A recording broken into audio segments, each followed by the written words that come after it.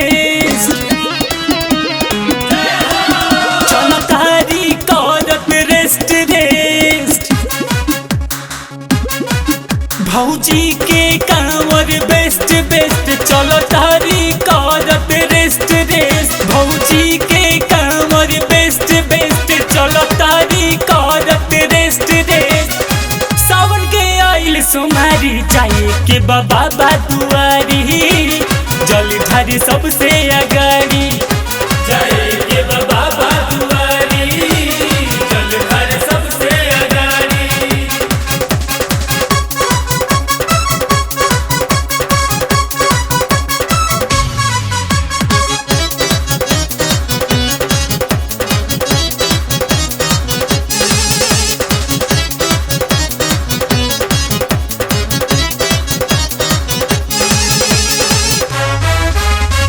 निमन बतिया कहल पड़ता भौजी मोर खिसियाली हमसे कट के दूर हट के दूसरा गोल में जाली सुना हो भौजी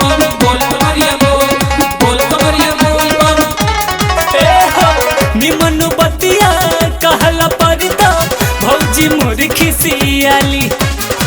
हमसे कट के दूर हट के दूसरा गोल में जाली मुँह कैसे राखी बंद बंद मुँह कैसे राखी बंद बंद हंस देली ताक के मंद मंद लगल पक्का पुजारी चाहिए के बाबा दुआरी जल ढार सबसे अगाड़ी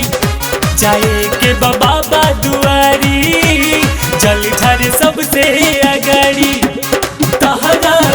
और बढ़ के कारण भौजी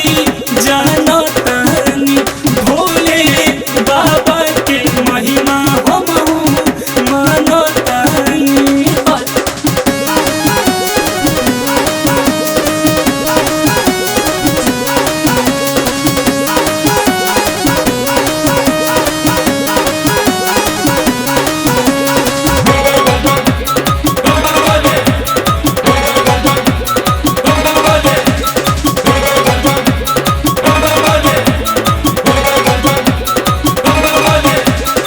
श्रद्धा से जे जल चढ़ाइबू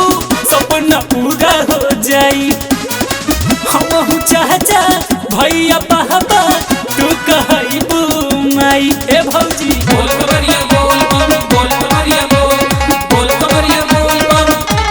सुना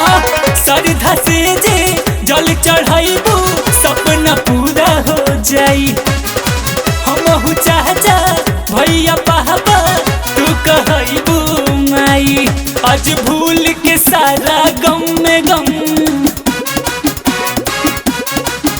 आज भूल के सारा गम में गम बोलो जय शिव बोले बम बम दीपक भौजी दुलारी जाए के बाबा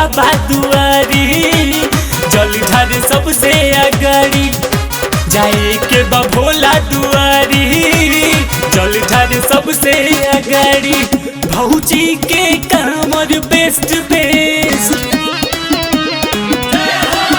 चल तारी करत रेस्ट रेस्ट